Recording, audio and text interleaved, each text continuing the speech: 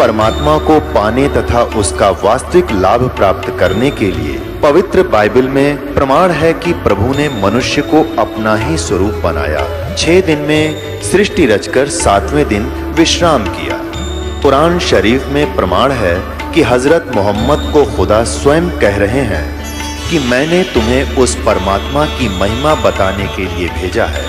वो परमात्मा कबीर है जिसने 6 दिन में सृष्टि रची तथा 7वें दिन तख्त पर जा विराजा। उसकी खबर किसी बाखबर से पूछकर तो देखो।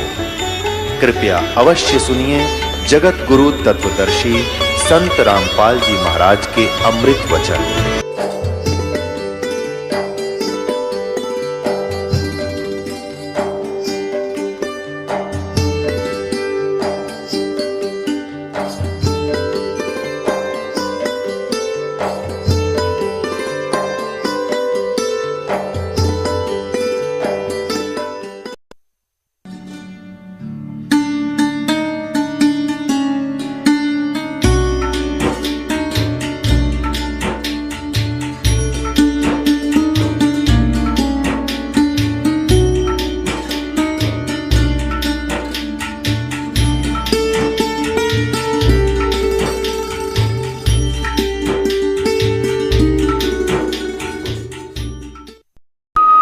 स्वामी रामदेवानंद जी गुरु महाराज की।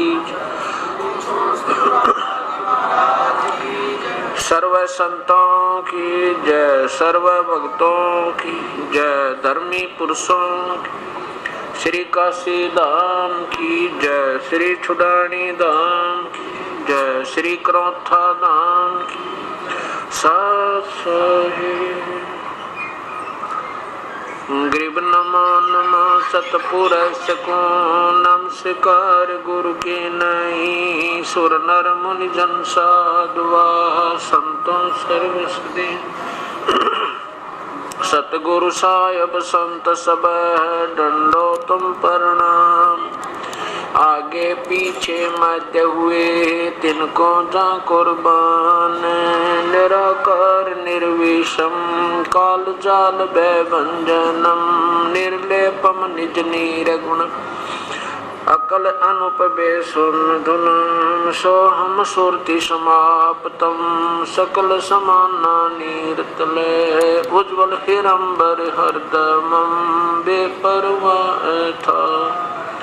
वार पार नहीं मध्य तम ग्रीब जो सुमर सिद्ध होई। गणनायक गलता ना करो अनुग्रह सोई। पारस पद परवन अति गणेश मनाऊं। गणनायक देवन देवा चरण कमल लोलाऊं। आद्यंत करु सेवा परम शक्ति संगीतम।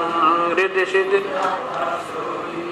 अवगत गुण यतीतम सतपुरुष निर्मोही। जगदम्बा जगदीशम मंगल रूप मुरारी।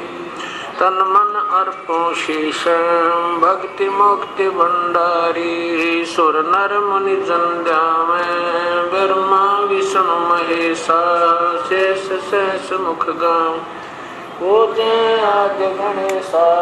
इंद्र कुबेर सरीखा वरुण धर्म राय जान। समर्थ जी मन जी का मन इच्छा फल पावे। 33 कोटि अदा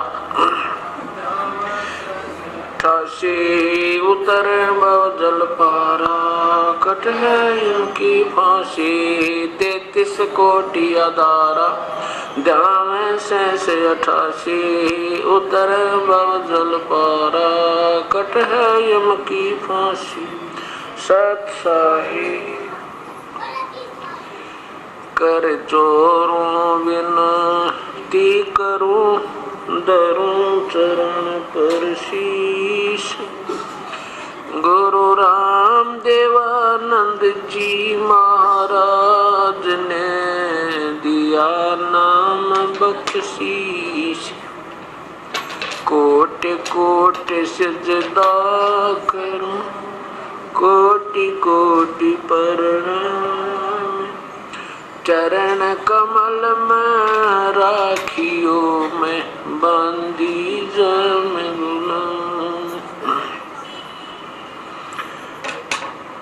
अवगुण किए तो बहुत किए, करत न मनिहारे।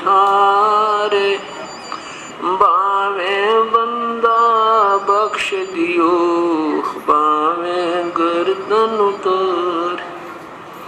अवगुण मेरे बाप जी, बख्शो गरीब नवाज।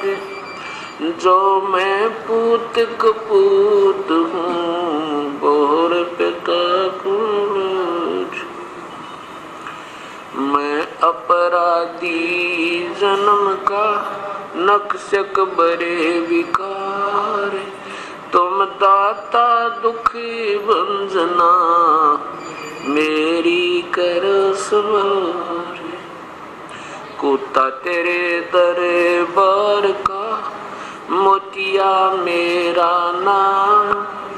गले प्रेम की जेवड़ी, जाके जो वहाँ जाऊं। तो करो तो बावड़ू, दूर दूर करो तो जाऊं। जो राखो तो ही रहूं, जो देव सुख।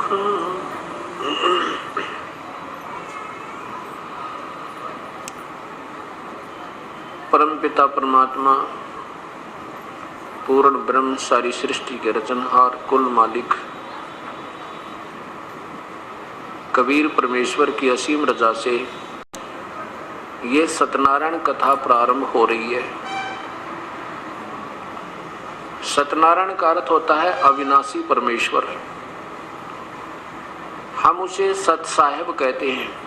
सत साहेब कहो चाहे सत्यनारायण कहो, अमर पुरुष कहो, अकाल मूर्त कहो, शब्द स्वरूपी राम कहो, परम अक्षर ब्रह्म कहो, परमेश्वर कहो, राम कहो, अल्लाह कहो, गॉड कहो, चाहे रब कहो, खुदा कहो, ये शक्ति बोधक और पर्यायवाची भाषा भिन्न शब्द होते हैं।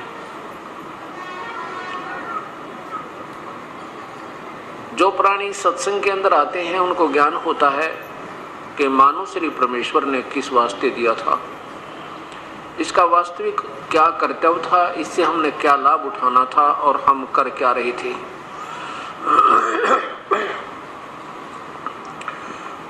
जब तक हम सत्संग नहीं सुनते हैं तो हम अपने दैनिक कार्य को जो समाज के अंदर रहकर कर रहे होते हैं उसी को सर्वस्व मानकर और उसमें तन मन धन से लगे हुए होते हैं। और जब हम सत्संग के अंदर आते हैं तो हमारी आत्मा को ये बोध होता है कि मैं कौन हूँ, कहाँ से आए थे, हमारा वास्तविक कर्तव्य क्या था और हम कर क्या रहे हैं। और सत्संग का मिलना ये बहुत ही पुण्य कर्मों के संयोग से हुआ करता है। तुलसीदास जी कहते हैं सकल पदार्थ हैं जग माही, पर कर्महीन नर पावे नहीं। और जो पुण्यात्मा प्रभु की तड़फ में, तलाश में लगी हुई हैं तो उन्होंने कोई न कोई अपना भक्ति मार्ग अपना भी रखा है। और जो भक्ति बिल्कुल नहीं कर रहे हैं वो अपने दैनिक क्रिया को जैसा भी उनको समाज से मालूम हुआ उसको करते हुए अपने जीवन को वही तक सीमित रखे हुए हैं। परमात्मा क्या बताते हैं, पूर्ण ब्रह्म वो स्वयं ही आते हैं अपने सतलोक से चलकर। सतलोक वो स्थान है जो कभी विनाश नहीं होता। वो सतलोक कहो, उसे सतधाम कहो, रथ धाम कहो, उसे अमर स्थान कहो, शाश्वतम स्थान कहो, सदा रहने वाला जिसका कभी विनाश नहीं होता। उस सतलोक से चल के वो पूर्ण ब्रह्म सतपुरुष स्वयं ही यहाँ काल के लोक में आते हैं। ये 21 ब्रह्मांड इस ज्योति निरंजन ब्रह्म अर्थात क्षर पुरुष के हैं। और यहाँ पर जितने प्राणी इस काल के साथ यहाँ 21 ब्रह्मांड में रह रहे हैं ये अपने मूल स्थान को भूल चुके हैं। अपना मूल स्थान ये नहीं है जिसमें हम रह रहे हैं। अपना मूल स्थान सतलोक है, जहाँ से हम बिछुड़ कर आए हुए हैं, और जब तक हम वहाँ नहीं पहुँच लेंगे तब तक हमें कोई यहाँ का सुख हमें सुखी नहीं कर सकता। वो जानकारी हमें केवल परमेश्वर स्वयं आकर बता पाते हैं और कोई नहीं बता सकता। उस सतलोक के बारे में ना ब्रह्मा को मालूम, ना श्री विष्णु को मालूम, ना श्री शिव को मालूम, जो यहाँ के 3 लोक के अधीश्वर हैं, एक एक विभाग के मंत्री एक ब्रह्मांड के अंदर है।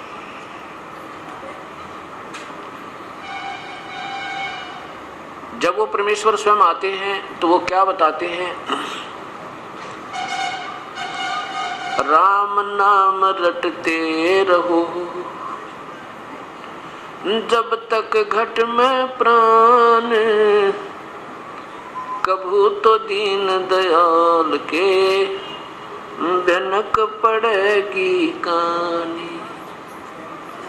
मानुष जन्म पाय के नहीं रटे हरि नाम, जैसे कुआ जल बिना फिर बनवायो क्या काम। कबीर हरि की भक्ति करो तज विषयों रस चोजी, बार बार ना पाओगे ये मनुष्य जन्म की मौज।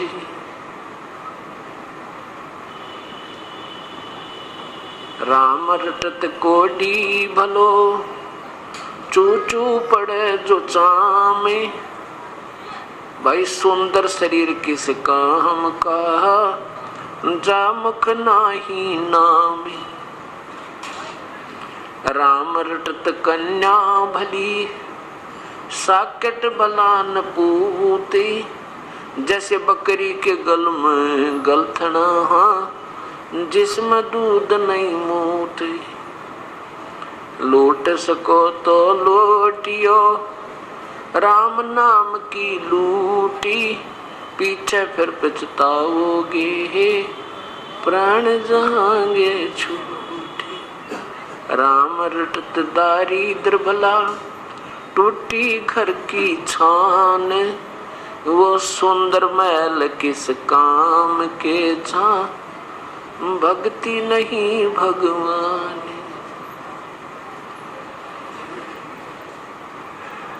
परमपिता परमेश्वर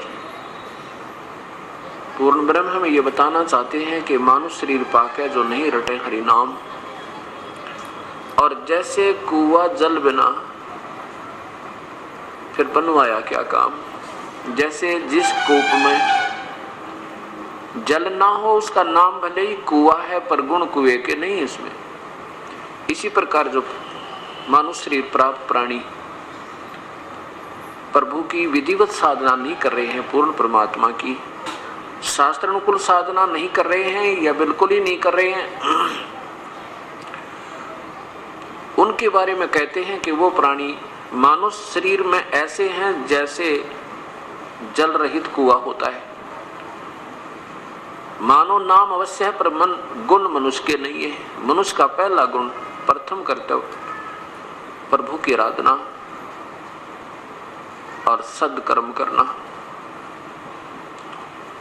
इस चीज का ज्ञान हमें सत्संग में आने से होता है, और सत्संग के अभाव से प्राणी ना जाने कितने वो कर्म कर देता है जो इसने नहीं करने चाहिए थे।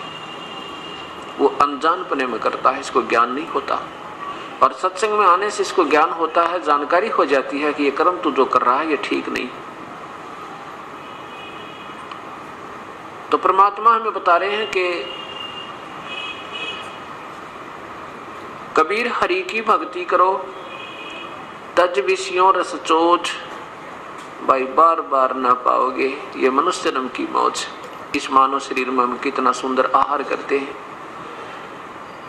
जब मन चाहे दूध पी ले, मन चाहे जब इच्छा हो उसी समय रोटी खा लें, भूख लगे। गर्मी सर्दी से बचने के लिए हमने पतले और मोटे कपड़ों का भी प्रबंध कर दिया। प्राकृतिक आपदाओं से, आंधी से, तूफान से, वर्षा से, ओलों से गढ़ों से बचने के लिए भी हमने कोई छान डाल लिया, कोई मकान बना लिया, कोठी बना ली, और कोई तकलीफ हो जाती है शरीर में तो हम डॉक्टर से दिखा लेते हैं और राहत पा लेते हैं। और भी कोई मानसिक परेशानी होती है तो एक दूसरे को बताकर अपना दुख रो लेते हैं, हल्का कर लेते हैं। और इतनी सुविधा पा करके हम प्रभु आराधना नहीं करते, प्रभु की भक्ति नहीं करते, तो परमात्मा हमारे से नाराज हो जाता है। और इतना नाराज हो जाता है कि फिर हम पशु बनते हैं और हमारी जुबान छीन लेता है, बोल नहीं सकते, हम बता नहीं सकते हमारे पेट में दर्द है, हम बता नहीं सकते हमारी टांग दुख है, हम नहीं बोल सकते हमें प्यास लगी है, नहीं बता पाओगे भूख लगी है। और ना जाने कहां कहां जंगल में सहपरिवार घूमते रहेंगे, एक सेकंड में कोई हिंसक पशु आएगा, हमारे सहपरिवार का विनाश कर जाता है। ये कष्ट हमें क्यों आए? जब हम मानव शरीर में होते हैं उस समय प्रभु की भक्ति नहीं करते, करते हैं तो मनमुखी करते हैं, जो शास्त्र के विरुद्ध होती है। उन दोनों का ही परिणाम निष्फल होता है, व्यर्थ होता है, गलत होता है। परमात्मा बताते हैं कि जब तो मनुष्य शरीर नहीं रहेगा आपके पास, फिर क्या होगा? फिर पीछे तू पशुआ की जय दीजे बैल बना, और चार पैर जंगल में डोले तेरा तो नहीं पेट भरे। ओए होए, एक बार विचार करके देखो उस बैल के जीवन पे। पर हम मनुष्य शरीर पाके इतनी सुविधा हो जाती है कि हम सोचते भी नहीं कि कभी हमारे साथ ये कैर टूट जाएंगे, या हमारे पास हमारे ऊपर भी ऐसी समस्याएं पहले भी आई होंगी या आगे भी आ जाएंगी। इस दास को याद है जब छोटा सा था, एक बैल था हमारे, ये उपदेश लेने के बाद वो बातें फिर याद आने लगी। नहीं पहले तो अपनी गफलत में फिरा करते थे, भक्ति भी करते थे जैसी समाज से ज्ञान था। एक बैल था, उस बैल के पिछले पैर के खुरों में और इतनी लंबी लोहे की कील घुस गई। सुबह सुबह अंधेरे में जा रहा था और सारा दिन चलते चलते वह पूरी बैठ गई। उसके नीचे की टोपी नहीं थी, वो ऊपर कैप होता है वो नहीं था, वो रिजेक्ट करके डाल रखी थी और वो सारी अंदर घुस गई। अब शाम तक बैल का पैर भी सूज गया और जमीन पर नहीं रखा जा रहा। अब ऐसे कोई गांव में वैद्य हुआ करते देसी, वो बुलाया, उसने कहा इसके गोड्डे में घुटनों में कोई नस पे नस चढ़ गई है और हो जाएगी ठीक। उसके घुटने पे गोड्डे के ऊपर पट्टी बांधनी शुरू कर दी, गरम गरम कोई बांध कर जड़ी बूटी, कील लगी है खुर में और पट्टी बंध रही घुटने पे। अब वो बोल नहीं सकता, वो बता नहीं सकता, बेचारा उठ नहीं सकता, पड़ा रहा 1 महीने तक। 1 महीने के पीछे उसकी अपने आप वो पक के और अपने आप उसमें रेसा निकला। जब घर वालों की दृष्टि पड़ी फिर उसको किसी बुला के उसमें से वो देखा, इतनी लंबी कील निकली। ओए वो बात अब याद आती है। ये परमात्मा जब ये मनुष्य शरीर में होगा, उस नादान प्राणी ने कभी सोचा भी नहीं होगा ये दुर्गति तेरी हो जाएगी। अब ना ये भी नहीं बता पाया मेरे दर्द कहाँ है। इसलिए परमेश्वर हमें याद दिलाते हैं, नादान ये 2 दिन के, इस 2 दिन के झूठे सुख ने पाके तुम भूल गया उस भगवान को, फिर याद करो परम पिता को। कोई बात नहीं, कहते पीछे गई सो जाने दे, बाकी की बचाओ अपनी। अब जो पुण्यात्मा सत्संग में आते हैं, ऐसा नहीं कि वो भक्ति नहीं कर रहे, वो तो जरूर भक्ति कहीं न कहीं आड़ उन्होंने ले रखी है, तभी तो उनमें कसक है कि संत के दर्शन करने चलते हैं। संत आए हैं, नाम सुनते गदगद हो जाते हैं, क्योंकि भक्त आत्मा के अंदर विशेष कसक होती है परमात्मा की पाने की। और उनको ये भी मालूम होता है कि परमात्मा संत ही रूप में आ जाता है, आता है और फिर वो ही अपनी महिमा आप बताता है, और ना जाने कब और किस समय उसके दर्शन हो जाए। इसलिए ये प्राणी, ये प्यासी आत्मा उस परम पिता के दर्शनार्थ ये तड़फती रहती है। उसके लिए फिर अपना कहीं ना कहीं ये सत्संग में जाती है, फिर वहाँ जहाँ भी हम जाते हैं, क्योंकि पुण्यात्मा का एक स्वभाव होता है, ये जहाँ भी जाती है इसको सब अच्छे लगते हैं क्योंकि वो स्वयं अच्छे हैं। अब जैसे कोई चोर हो और वो चला जाए, रास्ते में जा रहा है, कितनी देर होगी, रात न, और वो कहता किसी व्यक्ति जो अच्छी आत्मा का था, अभी मैंने रात न रुकना है तेरे यहाँ पर, तो वो पुण्यात्मा जो जिसमें आप खोट नहीं था, जिसमें वो स्वयं चोर नहीं था, वो नेक आत्मा था, वो उसको एक नेक आत्मा समझता है और कहता आजा भाई रुक जाओ, कोई बात नहीं, आप ही का तो घर है। खाना खिलाता है और वही सुला देता है जहाँ वो आप सोया हुआ होता है, क्योंकि उसके मन में ये नहीं कि ये चोर है, क्योंकि वो स्वयं चोर नहीं। और वो चाहे भले ही रात्रि में कोई नुकसान भी कर जाए उसका, पर उस समय उसके मन में ये नहीं आता ये वास्तव में चोर होगा, क्योंकि वो स्वयं चोर नहीं। और चोर के घर पर जाकर चाहे कोई सा भी रुक जाओ, कितना नेक आत्मा डट जा रात ना, वो सारी रात चोर ना सोए, कहीं कुछ उठा ना ले जा रात नहीं, क्योंकि वो स्वयं कमजोरी उसके अंदर है। ऐसे जो पुण्यात्मा होती हैं उनमें आप दोष नहीं होता, इसलिए वो जो भी जहाँ जाते हैं, जिस भी स्थल पर जाते हैं, किसी संत के दर्शनार्थ जाते हैं, उनके वचन सुनते हैं तो उनको सभी संत बहुत अच्छे लगते हैं, सबके विचार अच्छे लगते हैं और सब प्रभु की का मार्ग ही बताते हैं। इसलिए पुण्यात्माओं में एक प्रभु के पाने की विशेष तरफ होने के कारण वो स्वयं कोई अपने मन में एक वाद विवाद भी नहीं आने देते। अब कहने का तात्पर्य दास का ये है कि हम कोई भी कार्य को करें तो उससे पहले हम उसके बारे में पूर्ण परिचित होना चाहिए। अब जैसे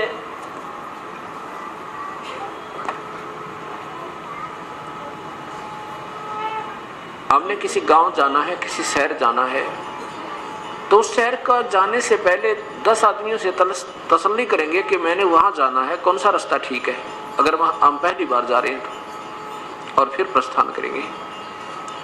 ऐसे कोई बच्चा कोई ट्रेनिंग करता है, कोई कोर्स के लिए तैयारी करता है, तो पहले उसको पूरा ज्ञान हो जाता है कि ये कितने दिन में, कितने महीने, कितने वर्ष का ये ट्रेनिंग कोर्स है और इससे फिर मुझे लाभ क्या होगा, मेरी कितनी तनख्वाह होगी। तो ऐसे फिर वो जब उसको पूर्ण ज्ञान हो जाता है, फिर वो तन मन धन लगा कर अपनी सिरदर्द की बाजी लगाकर उसको पूरा कर लेता है तो सफल हो जाता है। ये दास ने क्या देखा कि जैसे मैं भी पहले भक्ति करता था, लेकिन जो पहले हम भक्ति करते थे वो भक्ति हम ऐसी करते थे,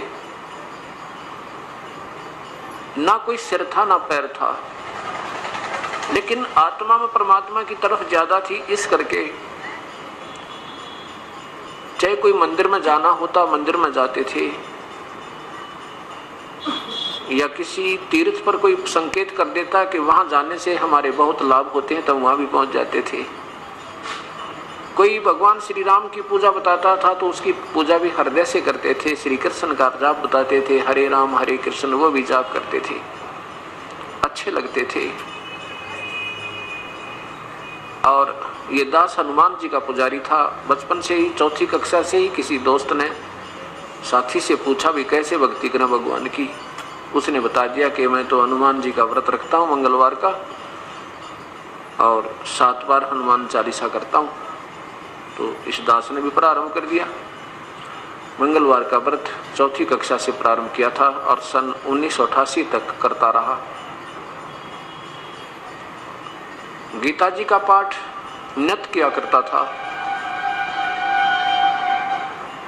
जन्माष्टमी का व्रत, क्योंकि हिंदू समाज में जन्म होने के कारण वही शिवपुराण का पाठ, विष्णु पुराण का अध्ययन भी, और जैसे भी अपने धार्मिक शास्त्र में उपलब्ध थे उनको कहीं ना कहीं से पढ़ते रहते थे।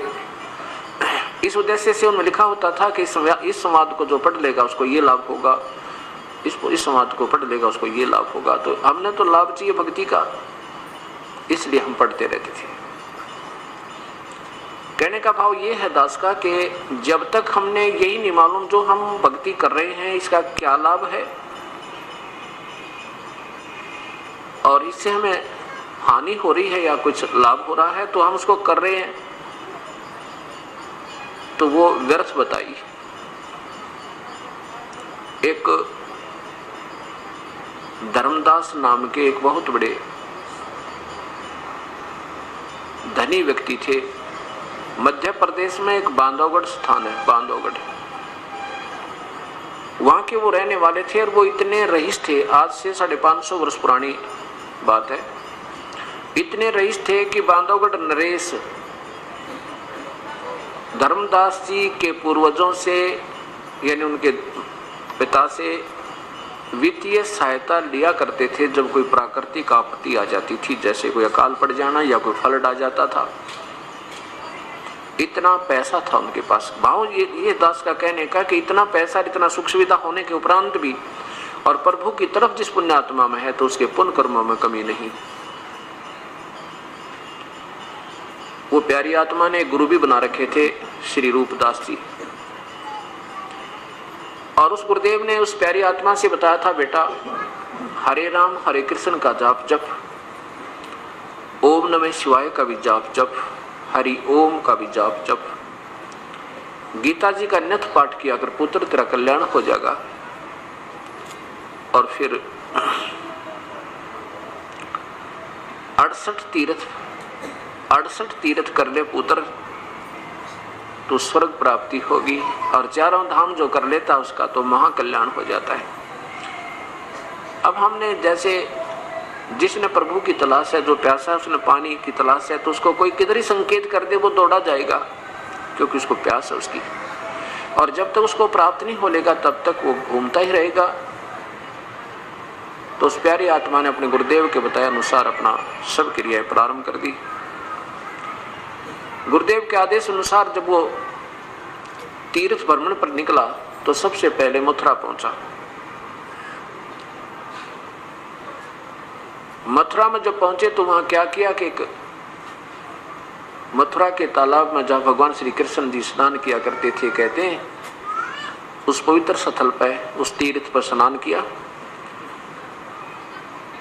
और एक जल का लोटा भर के उसी पवित्र सरोवर से और बाहर अपना रख लिया। फिर साथ में कुछ मड प्लास्टर किया, मिट्टी का लिपाई की, गाय का गोबर मिला के कुछ अक्षेत्र को लीपा, फिर उसके ऊपर एक सफेद स्वच्छ चादर बिछाई, खूब साफ की हुई। उसके ऊपर पहले कर्म कांड किया, भगवान श्री कृष्ण जी की मूर्ति अर्थात विष्णु जी की, ठाकुर जी की मूर्ति को एक सुंदर प्लेट पर रख के उसको नहलाया साफ पानी से, फिर पुराने कपड़े निकाल के अलग रख दिए थे, फिर नहलाया, फिर स्वच्छ कपड़े पहनाए, फिर कंठी डाली, तिलक लगाया, मुकुट रख दिया और फिर धूप दीप लगा के गीता जी का पाठ प्रारंभ किया। इतने में वो पूर्ण परमात्मा, पूर्ण ब्रह्म, सारी सृष्टि के रचनहार, कुल मालिक कबीर साहब, उसमें वो काशी में एक जुलाहे का रोल कर रहे थे, वहां आकर बैठ के उस प्यारी आत्मा से ज्यादा 20 या 30 फुट की दूरी पे और बड़े ध्यान पूर्वक देख रहे हैं उसकी क्रिया को, धर्मदास जी की क्रिया को। जब धर्मदास जी ने देखा कि ये और क्या स्वरूप बना रखा था परमेश्वर ने, एक जिंदा महात्मा का। जिंदा महात्मा कैसे होते हैं? मुसलमानों में होते हैं जिंदा महात्मा संत, उनकी एक ही जो ना ओवरकोट पहनते हैं, ऊपर पूरा एक कोट टाइप सा, चोगा बोल रहे हैं उसने, नीचे घुटनों से नीचे तक का होता है, पिंडलियों तक, और वो पहन रखा, और कच्छा होता है घुटनों से ऊपर तक, लंबे लंबे कच्छे जैसे सरदार पहना करे, और सिर पे टोप छोटा सा से काला लंबे चोटे का। ये वेशभूषा उन संतों की होती है जिनको जिंदा महात्मा कहते हैं, जिंदा संत कहते हैं, साधु कहते हैं। उस जिंदा वाले महात्मा में के रूप बनाकर परमात्मा उस प्यारी आत्मा के पास उसकी क्रिया देखने के लिए बैठ गया, विराजमान हुआ। जब वो धर्मदास ने देखा कि ये मुसलमान हो गए और तेरी पूजा को देख रहा है, तो इससे लगता है कि अच्छी आत्मा है, हो सके तेरी बात को मान के ये सत भक्ति कर लेवे और गीता जी जैसा शास्त्री पृथ्वी पर नहीं है, ऐसा वो समझाना चाहता है। इसलिए गीता जी के पाठ को ऊंचे ऊंचे सुर में पहले संस्कृत पढ़े, ऊर्ध्व मूलम अधः शाखम, और फिर हिंदी, फिर उसकी हिंदी पढ़े। ऐसे पढ़े कि ये सामने वाला अट्रैक्ट हो जाए और ये लग जा सत भक्ति पे। अब चक्कर क्या पड़ा हुआ है कि हिंदू तो समझते हैं मुसलमानों की भक्ति गलत, और मुसलमान समझते हैं हिंदू गलत साधना करते हैं, और ईसाई समझते हैं कि हम श्रेष्ठ, ठीक हमारी साधना ठीक है, और सिख समझते हैं हम पूजा जो करें सर्वश्रेष्ठ है। अब देखो, यही बात इस 4 दिन में निर्णय होगा कि जो पुण्यात्मा कंटिन्यूस लगातार सुन लेगी उसको कोई संशय नहीं रहेगा साधना क्या होती है। साधना तो एक ही है और वो श्रेष्ठ ही है अगर वो मिल जावत है। जब तक हमें वो नहीं मिलती तब तक हम एक दूसरे को अश्रेष्ठ और अपने को श्रेष्ठ मानते रहते हैं।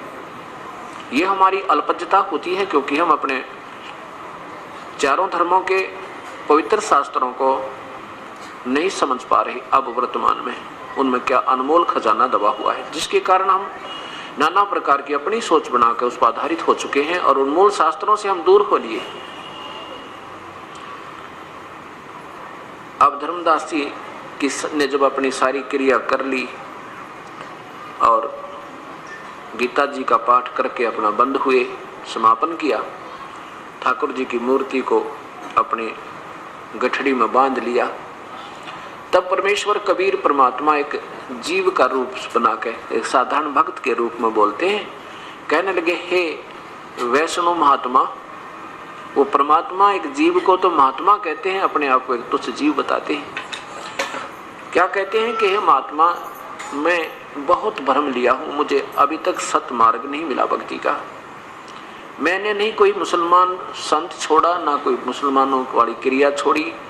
मैंने हिंदुओं के महापुरुषों से भी संपर्क किया, ईसाइयों के जो संत हैं उनके पास भी मैं पहुंचा हूँ, लेकिन अभी तक मेरे मन की, मेरी आत्मा की संतुष्टि नहीं हो पा रही कि यह भक्ति मैं कर रहा हूँ ठीक हो। और आपकी जो भक्ति है मुझे बहुत अच्छी लग रही है, आपकी प्यारी प्यारी आवाज मेरे हृदय को खींच रही है। ऐसे कह के वो परमात्मा उस प्यारी आत्मा को अपने सत मार्ग का ज्ञान बताने की चेष्टा करते हैं। इन बातों को सुनकर धर्मदास बड़ा प्रसन्न हुआ कि एक मुसलमान होकर के और मेरी क्रिया को बड़ा अच्छी बता रहा है। तो बताने लगा, कहने लगा, जिंदा बैठ जा, तेरे भाग बड़े जो आप मुसलमान होकर के और मेरी बात को सहन कर लोगे, बताऊंगा उसको सुनोगे। तब उस प्यारी आत्मा परमात्मा ने कहा कि धर्मदास कहने लगा, भाई देखो महात्मा जी, हमने तो अपना जीवन कल्याण चाहिए। आज हम मुसलमान हैं, कल ना जाने हम किस जन्म में होंगे। आज हम हिंदू हैं, ना जाने कल किस मजहब में हमारा जन्म होगा। अगर आत्म कल्याण नहीं हुआ तो ये मजहब और ये हमारी जाति और ये शरीर सब व्यर्थ रह जाएंगे। मैं तो इस उद्देश्य से निकला हूँ कि मेरा कल्याण हो, चाहे किसी भी साधना से हो जाए, मुझे तो प्रभु चाहिए। आज हम हिंदू हैं, कल पशु बन जाएंगे। आज हम मुसलमान हैं, कल हम पशु बन जाएंगे। आज हम ईसाई हैं तो कल ना जाने किस जूनी में चले जाएंगे। आज हम सिख हैं तो ना जाने कहाँ हमारा डेरा होगा, अगर भक्ति ठीक नहीं बनी तो। धर्मदास इस बात से बड़ा प्रभावित हुआ और कहने लगा, बैठ जा, मैं बताता हूँ आपको भक्ति। कहाँ जी बताइए। मैं ना गीता जी का पाठ करते नित्य हूँ, और गीता जी एक ऐसा पवित्र शास्त्र, इसके बराबर, इसके तुल्य पृथ्वी पर शास्त्र नहीं है। और एकादशी का व्रत रखता हूँ मैं। मेरे गुरुदेव ना 68 तीर्थ करने की सलाह दी है, मेरे को आदेश दिया है, और उनके आदेश अनुसार मैं इन 68 तीर्थों पर भ्रमण के लिए निकला हुआ हूँ। श्री राम कृष्ण का जाप जपता हूँ, ओम नमः शिवाय का जाप जपता हूँ, शिवलिंग की पूजा करता हूँ। और फिर क्या कहा कि हम कोई जीव हिंसा नहीं करते। जिंदा जीव हिंसा माने वो कहना चाहते थे कि तुम मांस खाते हो मुसलमान, और हम हिंदू मांस नहीं खाते। और जो मतलब कहा नहीं सीधा, पर डायरेक्ट उसका संकेत ही था। कहने लगे, जो जीव हिंसा करते हैं ना, वो कभी सफल नहीं हो सकते, उनका जीवन तो बिल्कुल व्यर्थ जाता है, उनको तो पाप बहुत लगते हैं।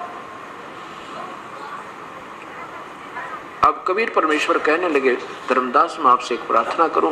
कहने लगे, महात्मा जी मैं आपसे एक प्रार्थना करना चाहता हूं, आपका शुभ नाम क्या है, आप कहां से आए हो,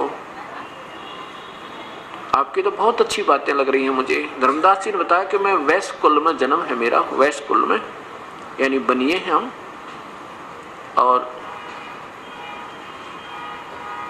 मैं जो है वैष्णव, हम वैष्णव विष्णु जी के उपासक हैं, वैष्णव साधु कहलाते हैं हमारे गुरुदेव, हमने उनसे उपदेश ले रखा है। तो गुरुदेव ने हमें बताया है कि गीता जी का नित्य पाठ करना है। परमेश्वर ने कहा कि धर्म महात्मा जी एक प्रश्न है मेरे मन में, मेरी शंका का समाधान कीजिए। बोलो बेटा, बोलो जी क्या बात है, बोलो।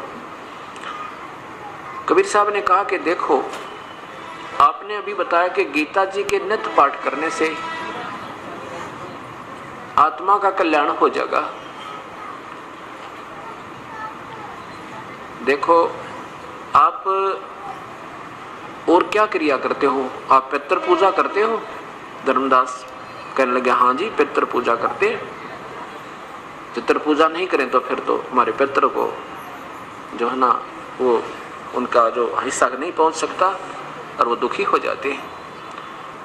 आप भगवान श्री कृष्ण और राम की पूजा करते हो, ब्रह्मा विष्णु महेश की भी साधना करते हो, हाँ जी, और गीता जी का नित्य पाठ भी करते हो, हाँ जी। देखो गीता जी के पाठ करने से लाभ नहीं, जैसा गीता जी में वर्णन है ऐसा आचरण करने से लाभ होगा। एक जमींदार था, वो वृद्ध हो गया और उसको संतान जब हुई तो वो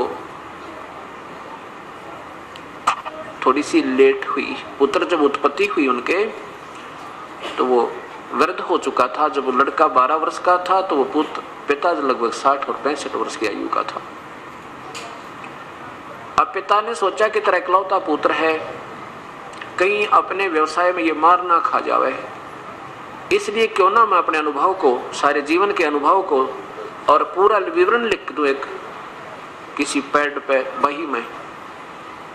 उसने अपना पूरा एक्सपीरियंस हर क्रॉप का, हर फसल का, किस में बीजनी चाहिए, उसमें कितना, एक एकड़ में कितना बीज डलेगा, कितनी बार उसकी, किस समय में उसमें पानी डाला जाएगा, किस समय उसमें खाद डालनी है, फिर क्या स्थिति होगी, उसको कैसे संभालना है, ऐसी स्थिति हो जाए तो उसमें ऐसे खाद डालना है, तो सब कुछ लिख के और एक पूरी बही के अंदर यानी एक पैड में लिख दिया और कहा पुत्र इस पैड को पढ़ना और इसके अनुसार बेटा खेती करना, तो अपना व्यवसाय करना तो सफल रहेगा। अब एक बात बताओ धर्मदास जी, परमात्मा पूछ रहे हैं उस प्यारी आत्मा से कि अगर वो जमींदार का पुत्र उस लिखे हुए लेख को, पिताजी के द्वारा लिखे अनुभव को डेली पढ़े और ऐसा करेगा नहीं जैसा उसमें वर्णन है, तो क्या होगा? क्या वो धनी हो जाएगा? क्या उसका कल्याण होगा, उसको लाभ होगा? धर्मदास जी कहने लगे नहीं जी, बिल्कुल नहीं हो सकता, वो तो भूखा मरेगा। तो ठीक इसी प्रकार जैसा अपने पवित्र शास्त्र गीता जी में लिखा है ऐसा आप नहीं कर रहे हो, मैं नहीं कर रहा हूं, तो फिर क्या होगा? कल्याण होगा या हानि होगी? धर्मदास जी कहने लगे जी तो हानि होगी, और गीता जी अनुसार हम नहीं करेंगे तो पूजा। तो गीता जी आप बताओ, गीता जी किसने बोला? पहले ये बताओ मुझे कि गीता जी किसने बोला? धर्मदास जी कहता है बेधड़के से कि भगवान श्री कृष्ण जी ने गीता बोला। परमात्मा कहने लगे धर्मदास यही सबसे बड़ी भूल है, गीता श्री कृष्ण जी ने नहीं बोला, शरीर श्री कृष्ण जी का था, बोलने वाला काल था। और वो काल कौन है? ये ब्रह्मा विष्णु महेश का पिता है और दुर्गा या शेरा वाली इन तीनों की मां है। इस बात को सुनकर धर्मदास की तौड़ी चढ़ गई और कहने लगा मुसलमान हो गया तू? कहने लगा तू मुसलमान है ना, इसलिए हमारे देवताओं की तो बेइज्जती करना चाहता है। तुझे क्या मालूम गीता के बारे में? तू क्या जान सकता है गीता के बारे में, हमारे से ज्यादा क्या तुम जान जाओगे। कबीर साहब ने कहा देखो स्वामी जी नाराज ना हो, मैं तो एक शंका का समाधान चाह रहा हूं आपसे, मैं तो आपका दास हूं, आप नाराज ना हो। आप एक बार गीता जी को उठा लो। गीता जी कोई किसी का व्यक्ति विशेष का शास्त्र नहीं है, और ये पवित्र शास्त्र उस समय लिखा गया था, ना तो कोई हिंदू था, ना मुसलमान, सिख, ना ईसाई, हम एक पिता की संतान हैं, हमारे पूर्वज एक थे। आपके नहीं किसी सर्कमस्टांसेस में किसी ऐसी मजबूरियों के कारण अलग हो गए हैं, लेकिन हम एक हैं, आज भी एक हैं। जब थोड़ी सी विवेक से सोचेंगे तो आज भी दो नहीं। लेकिन गीता जी में जो लिखा वो सोचो आप क्या लिखा है और किसने बोला है। धर्मदास चुप हो गया कि चल इसने कह लेने दे, जो ये कहेगा थोड़ी सी देर और सुन लेता हूं भाई। क्यों, धार्मिक आत्माओं में एक विशेष कसक होती है और ज्यादा वाद विवाद नहीं होता। बेशक दुखी हो रहा था उनकी बातों से, फिर सोचा कि देखते ही क्या बताएगा भाई। कृष्ण जी ने नहीं बोली तो और किसने बोली, क्या जाने इन बातों को। तो ऐसा वो सोचकर परमात्मा ने कहा देखो गीता जी के ज्ञान की कब आवश्यकता पड़ी कि जब अर्जुन युद्ध करने से मना कर देता है। और युद्ध क्यों हो रहा था कि कौरव और पांडवों का आपस में भाई बंटवारा नहीं हो रहा था। एक भाई बंटवारा था, ये कोई धर्म युद्ध नहीं था। धर्म युद्ध तो वो होता जो सेनाओं पर लड़े, एक देश दूसरे पर बदमाशी करे तो उसके लिए सिरदर्द की बाजी लगाओ, तो धर्म युद्ध होता है। और ये तो एक भाइयों का आपस में बंटवारा था, ये नहीं हो रहा था लड़ाई होगी। और जब युद्ध दोनों का बंटवारा नहीं हो रहा था तो भगवान श्री कृष्ण 3 बार गए थे शांति दूत बनकर, और दोनों को समझा रहे थे भैया लड़ाई ठीक नहीं, युद्ध बहुत बुरी चीज होती है। दोनों को बैठकर खूब समझा के देखो ये सब पृथ्वी यही है, अरबों खरबों व्यक्ति इस पर कब्जा कर कर मर गए हैं, राजा चले गए इनके ऊपर अपनी राज को बना बना के, आज उनका नामो निशान नहीं है। रावण जैसे चले गए बकवाद करके, भाई ये युद्ध अच्छी बात नहीं है, लेकिन नहीं माने। बोलो सतगुरुदेव की जय। बंदी छोड़ कबीर साहेब की जय।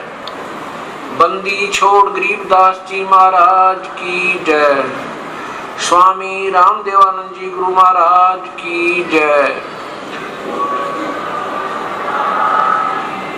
सर्व संतों की जय, सर्व भक्तों की जय, धर्मी पुरुषों की जय, श्री काशी धाम की जय, श्री छुड़ानी धाम की जय, श्री करोथा धाम की जय। सत साहिब ग्रीव नमो नमो सतपुरुष को नमस्कार गुरु की नहीं। सुर नर मुनि जन साधुआ संतों सर्वसदी में। सतगुरु साहेब संत सब डंडो तुम प्रणाम। आगे पीछे मत हुए तिनको जा कुर्बान। निराकार निर्विषम काल जाल व वंदनम। निर्लेपम निज नीर गुणम अकल अनुप बेसुन्न धुनम। सोहम सुरति समाप्तम सकल समाना नीरतलय। उज्ज्वल हिरंबर हरदम बेपरवाह था है वार पार नहीं मध्य तुम। ग्रीब जो सुमर सिद्ध होई गणनायक गलताना। करो अनुग्रह सोई पारस पद परवाना। आदि गणेश मनाम गणनायक देवन देवा। चरण कमल लो लाऊं आद अंत करु सेवा। परम शक्ति संगीतम रिद्धि सिद्धि दाता सोई। अवगत गुण अतीतम सत्पुरुष निर्मोही। जगदम्बा जगदीशम मंगल रूप मुरारी। तन मन अर्पो शीशम भक्ति मुक्ति भंडारी। सुर नर मुनि जन ध्यान ब्रह्मा विष्णु महेशा। शेष शेष मुख गावे पूजय आदि गणेशा। इंद्र कुबेर सरीखा वरुण धर्म राय जावे। समर्थ देवन जी का मन इच्छा फल पावे। 33 कोटि अदारा ध्यावे से 88 उतर भव जल पारा, कट है यम की फांसी 33 कोटि अदारा। जावे से 88 उतर भव जल पारा, कट है यम की फांसी।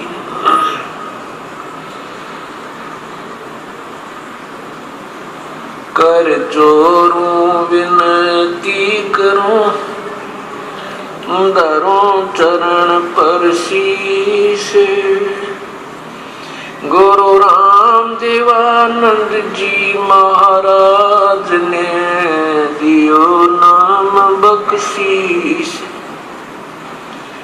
कोटि कोटि सिजदा करूं, कोटि कोटि प्रणाम। चरण कमल में राखियो, मैं बंदी जाम गुलाम। कुत्ता तेरे दरबार का, मोतिया मेरा नाम। गले प्रेम की जेवड़ी, जा खेचो जाऊं मैं। तो करो तो बावनू, दूर दूर करो तो जाऊं। जो राखो तो ही रहूं, जो देवो सो खाऊं। अवगुण किए तो बहुत किए, करत न मानी हार। बावे बंदा बख्श दियो, बावे गर्दन उतार। अवगुण मेरे ही बाप जी, बख्शो गरीब नवाज। जो मैं पूत कपूत हूँ, बहुर पिता को लाज। मैं अपराधी जन्म का, नक्शक बरे विकारी। तुम दाता दुख भंजना, मेरी करो सवार।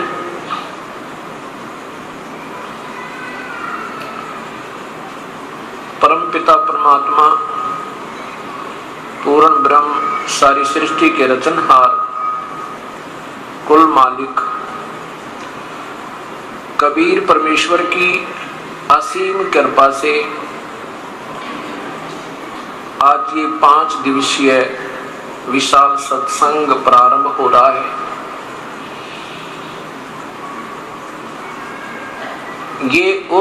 ये उस शुभ समागम का प्रारंभ है जो उस परम पिता परमेश्वर के अपने सतलोक से इस काल के लोक में प्रकट होने का वो शुभ दिन ज्येष्ठ सुदी पूर्णमासी है,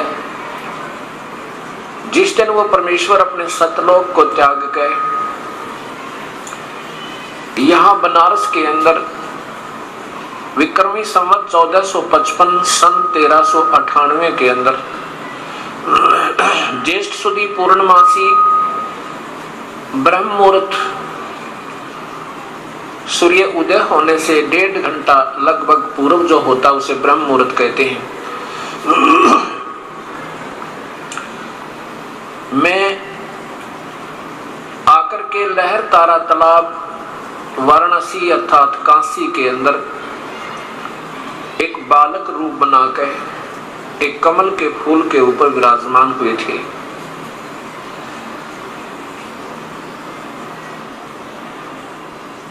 उस परमेश्वर का यहाँ आगमन हमें उस सत्य ज्ञान का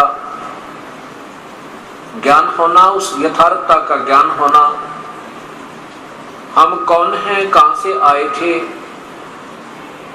और हम किन कारणों से यहाँ काल के जाल में फंसे हुए हैं,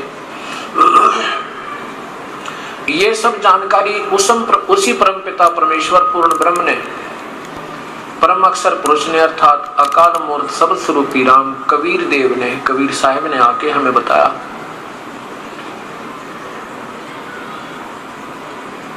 उसके उपलक्ष्य में ये 5 दिवसीय विशाल सत्संग मनाया जा रहा है। ऐसे शुभ समागम सदियों पर्यंत प्रारंभ हुआ करते हैं। वैसे तो संतों की कमी नहीं, सत्संगों का अभाव नहीं, श्रोताओं की कमी नहीं, लेकिन जैसा हमारे पवित्र शास्त्रों में पूर्व प्रमाण था और वो हम तक नहीं पहुंच पाया, अब वो हमारे तक पहुंच रहा है। ऐसे समागम हमें, अगर ये दास कहे कि युगों पर्यंत ही प्राप्त होते हैं, तो भी थोड़ा समझना, क्योंकि जब तक हमें तत्व ज्ञान नहीं होगा, तत्व ज्ञान, और तत्व ज्ञान के बिना हमारे सामने वो सच्चाई नहीं आ सकती जो जिसकी हमें युगों से तलाश थी। वो तत्व ज्ञान देता कौन है, वो तत्वदर्शी कौन संत है, और ये अभी तक हमारे तक क्यों नहीं पहुंचा, यही जानकारी इस 5 दिवसीय विशाल सत्संग के अंदर पुण्यात्माओं को दी जाएगी। ये तत्व ज्ञान हमारे तक क्यों नहीं पहुंचा, इसका कारण, मुख्य कारण ये रहा कि वो तत्व संदेश स्वयं परमेश्वर आकर के देता है। उसको 5वां वेद भी कहते हैं। 4 वेद हम सुनते आए हैं, ऋग्वेद, सामवेद, यजुर्वेद और अथर्ववेद। इन चारों वेदों के अंदर ज्ञान तो है, लेकिन तत्व ज्ञान नहीं है। ज्ञान तो बहुत कुछ है, और पूजा की विधि जो है वो चारों वेदों में केवल ब्रह्म तक की है, और महिमा पूर्ण ब्रह्म, परब्रह्म, इन तीनों परमात्माओं की भी है। भक्ति कैसे करनी चाहिए, कौन पूजा के योग्य प्रभु है, वो भी जानकारी पवित्र चारों वेदों में तथा उन्हीं की सारांश पवित्र गीता जी के अंदर उपलब्ध है। उनमें साथ में ये भी लिखा है कि जो ज्ञान मैं बता रहा हूं, वेदों को बोलने वाला प्रभु, और साथ में गीता जी के बोलने वाला प्रभु, और साथ में कुरान शरीफ को बोलने वाला अल्लाह, और पवित्र बाइबल को बोलने वाला गॉड है। वो स्वयं कह रहा है कि मैं उस परमेश्वर के बारे में नहीं जानता, उस तत्व ज्ञान के बारे में नहीं जानता। अपने तक की विधि बता देते हैं, जैसे गीता जी में बताया है कि चारों वेदों का सार गीता जी है, और गीता जी में बताया है कि ओम नाम का जाप है मेरा। अध्याय नंबर 8 मंत्र नंबर 13 पवित्र गीता जी में लिखा है। गीता बोलने वाला भगवान कहता है कि माम ब्रह्म मुझ ब्रह्म का ओम इति एक अक्षरम व्यवहारन अनुस्मरण, मेरा तो केवल एक ओम नाम है जो उच्चारण करके जाप करना है, और ये कब तक सिमरण करना है, ये याति तजन देहम ते याति परमाम गतिम, जो उसको अंतिम श्वास तक, तजन देहम श्वास छोड़ने तक जाप करता है, वो मेरी परम गति को प्राप्त होता है। कौन? गीता बोलने वाला भगवान कहता है कि मेरा तो केवल ओम नाम है, और ओम नाम के जाप से मेरे से जो लाभ मिलेगा, वहां तक की परम गति तुझे प्राप्त हो जाएगी। और फिर बताया है कि मेरी जो गति है, मैं जो साधना दूंगा, मुझसे जो लाभ तुझे होगा, वो भी पूर्ण नहीं है, वो भी अनुत्तम है।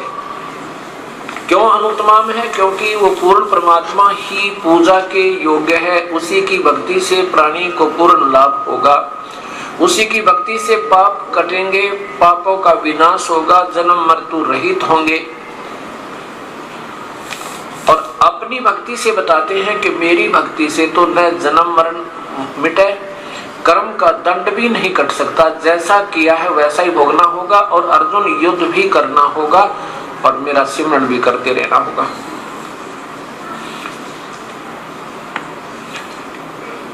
अब ये तत्व ज्ञान आपके सामने आ रहा है। ये सब मिलाकर ही पांचवा वेद होता है, जिसमें वर्तमान के सभी शास्त्रों का सारांश और साथ में उस परम पिता का वास्तविक ज्ञान, इसे तत्व ज्ञान अर्थात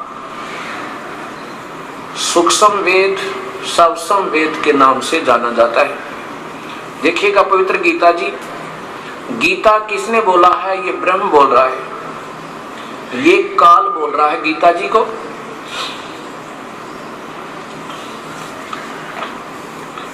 इसमें अध्याय नंबर 8 का और नीचे देखिएगा ये 13 नंबर श्लोक है, मंत्र है। इसमें कहा कि ओम इति एकाक्षरम माम ब्रह्म, मुझ ब्रह्म का व्यवहारन अनुसमरण, मुझ ब्रह्म का तो केवल एक ओम अक्षर है। यही इति माने यही एक ओम अक्षर है।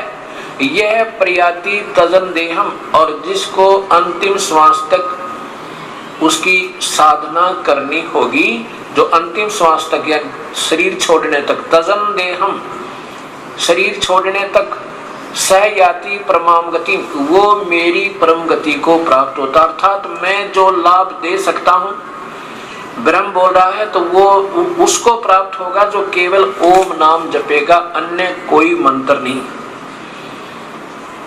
और अपनी प्राण गति को कहता, जो मैं गति दूंगा उसको, वो कैसी बताई है? ये देखो, इनका सरलार्थ भी देख लीजिए। सब इंद्रियों के तो ये तो 12वें का है, 12वें का सब इंद्रियों के द्वारों को रोककर तथा मन को हृदय देश में स्थिर करके, उस जीते हुए मन के द्वारा प्राणों को मस्तक में स्थापित करके परमात्मा संबंधी योग धारणा में ओम स्थित होकर, यहां से है 13वें का, यह जो पुरुष ओम, ये 12 और 13 इकट्ठा अनुवाद किया उन्होंने। ओम, इस एकाक्षरम, एक अक्षर रूप ब्रह्म यानी मुझ ब्रह्म को, माम लिखना था, माम ब्रह्म, मुझ ब्रह्म को उच्चारण करता है उसके अर्थ स्वरूप, अनुस्मरण चिंतन करता हुआ, अनुस्मरण माने चिंतन करता हुआ शरीर को त्याग जाता है, वह पुरुष परम गति को प्राप्त होता है। अब इसका अर्थ क्या बनता है वास्तव में कि ओम, एक ओम नीचे लिखा है, ये ओम, ओम इति माने यह है, इति यह एक अक्षर का माम ब्रह्म, मुझ ब्रह्म का उच्चारण करके, अनुसमण माने श्रवण करने का है, और वो तजन देहम शरीर त्याग कर जाता हुआ, यानी इस अंतिम श्वास तक इसका भजन करेगा तो मेरे द्वारी परम गति को प्राप्त होगा। ब्रह्म कहता है कि जो मैं अंतिम सतीथि यानी चौथी मुक्ति दे सकता हूं आपको, वो दे दूंगा, और चौथी मुक्ति प्राप्त भी हंस जन्म मृत्यु से रहित नहीं है, और नहीं कर्मों का दंड आपका समाप्त हो सकता। इसलिए कहा है कि मेरी भक्ति भी व्यर्थ है। अब देखिएगा 7वें अध्याय का 18वां मंत्र। गीता बोलने वाला भगवान कहता है कि मेरी भक्ति भी उत्तम नहीं है, अनुत्तमाम है। अध्याय नंबर 7 का और मंत्र श्लोक देखें 18। क्या लिखा है कि मेरी भक्ति 4 प्रकार के करते हैं।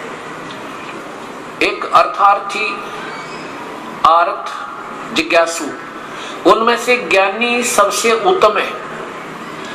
ज्ञानी तो उसके लिए लिखा है कि उदारा सर्वम एवं एते ज्ञानी तु आत्मा एवं मे मतम, मेरे विचार में ये सभी ज्ञानी आत्मा है तो उदार, जिनको पता लग गया कि परमात्मा की भक्ति के बिना जीव का जीवन व्यर्थ है,